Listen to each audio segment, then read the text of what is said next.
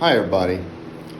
I would like to talk about the subject of training for size versus training for strength and the subject of power building. A lot of the discussions I've heard recently have left me dissatisfied. I think they make a good distinction between training for size versus training for strength. But a lot of times it seems, or at least it sounds like, subconsciously, they always equate training for strength to training for powerlifting, and training for size is the same thing as training for bodybuilding. In other words, they make training for strength synonymous with training for powerlifting, and training for size being synonymous with training for bodybuilding. And I don't believe that, at least in my mind, I competed in powerlifting from 1987 1991, very familiar with the sport, love the sport, have, all my old Powerlifting USA magazines, read them all cover to cover, studied the sport. But, now at my age, my goal is not a 1 rep max on the squat, the bench, and the deadlift.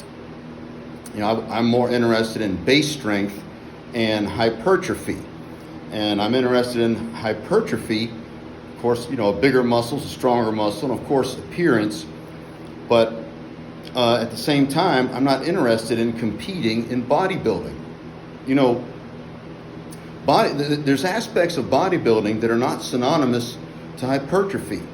A lot of times, a lot of the examples that I'm hearing to discredit power building, they're taking examples of what a power lifter would do in a peaking phase, training very low volume, low rep, very specific movements on the squat, the bench, and the deadlift, competition style, and they ignore what a power lifter trains the rest of the year. And while they act like bodybuilders just train for hypertrophy all year round, and when they're in getting ready for a show, you're cutting. You're not building muscle. If you have muscle imbalances and you're concerned with symmetry and aesthetics, sometimes that doesn't involve just building muscle. But this always seems to be ignored, and so there's aspects of bodybuilding that are not synonymous with hypertrophy. And I would say there's a lot more similarities than differences in the way a power lifter trains most of the year and the way a bodybuilder trains most of the year.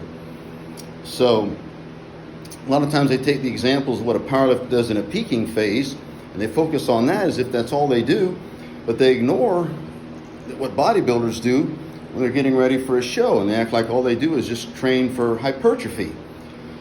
So people say, well, you can't have power building. People think they're getting the best of both worlds, but they're not getting the best of either. And I agree. If you're gonna be a power lifter, you want to compete in powerlifting, you have to focus on powerlifting. To be a bodybuilder, you have to train like a bodybuilder. There's differences, but a lot of us, we're interested in just base strength. Our 10 rep max, being strong on everything, not just the squat, the bench, and the deadlift for a 1 rep max in a competition style. We want to train on the variations in a way that'll maximize hypertrophy, and we want to be strong all around. We want to have a balanced physique. Maybe we don't want to get as ripped or cut like a bodybuilder, and we're not interested in it, or just don't want to do it, whatever. But when your goals are base strength and hypertrophy, I would say that power building would be the way to train. Now, first I heard about the term power building was probably back in the 80s, and it was used to describe routines or the way people like Bill Kazmaier trained. And as much as I'm not a fan of Kazmaier's personality, definitely I respect his strength and his athletic accomplishments. I can remember in the early 80s, before I got into powerlifting, I got a hold of Bill Kazmaier's bench routine. And back then in powerlifting, I believe that minimalism ruled the day. Most powerlifting programs were very much minimalist programs. Low volume, high intensity, very much focused on the big three.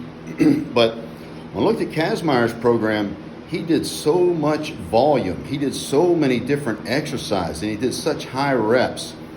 3 sets of 10 bench press, 3 sets of 10 wide grip bench press, 3 sets of 10 narrow grip bench press, 3 sets of 10, dumbbell press, overhead press, and so on, and right up to the meet. Training in high reps, sets of 10, a lot of volume, and guys like Doug Young that had huge muscular physique, maybe not physiques like a bodybuilder, where you're concerned with symmetry and balance and aesthetics, but huge muscular physiques. And so I would like to make a few distinctions there between, or I would like to try to define how I would distinguish power building from bodybuilding and powerlifting. Okay, so powerlifting, you're training for a 1 rep max on the squat, the bench, and the deadlift in competition rules. Okay, competition style. Maybe you're going to try to maximize your leverages and things, which may not be the best for hypertrophy. Okay, well, in power building, you're going to be using the big three or variations of the big three in a way to maximize hypertrophy. Okay, Romanian deadlifts, stiff-legged deadlifts, high bar squats, narrow stance squats, front squats, narrow grip bench press, wide grip bench press, okay, incline bench press.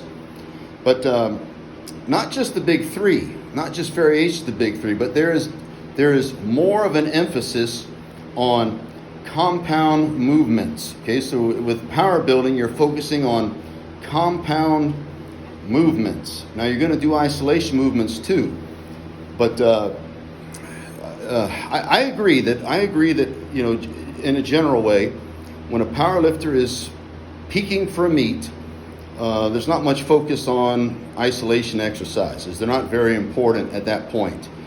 But in a general sense, they should be important most of the rest of the year round. Okay, but there's going to be a focus on compound movements. There's going to be variations of the big three designed to maximize hypertrophy. We're not specializing in the big three. We want to be strong in general, strong overall, no weak points, much more volume than a peaking phase or what they call a power phase or a strength phase. And a lot of times today, I competed in 1987 and 1991 in the ADFPA drug-free powerlifting. As I said, I believe generally minimalism ruled the day. But now, a lot of the powerlifting programs and powerlifters I see, at least in theory or in ideal, there's a great focus on hypertrophy training. A bigger muscle is a stronger muscle. And so, but a lot of times with a power building program, it's going to be a much higher volume, a lot more sets, higher reps, much more variations and exercise than there would be in a peaking phase or a strength phase of a powerlifting program. There's going to be more of an emphasis on a mind-muscle connection.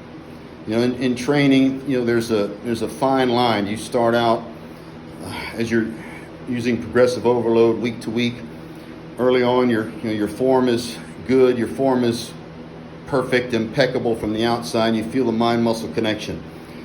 And then after a while, you get to a point where your form is still perfect looking from the outside, but you don't have the mind-muscle connection.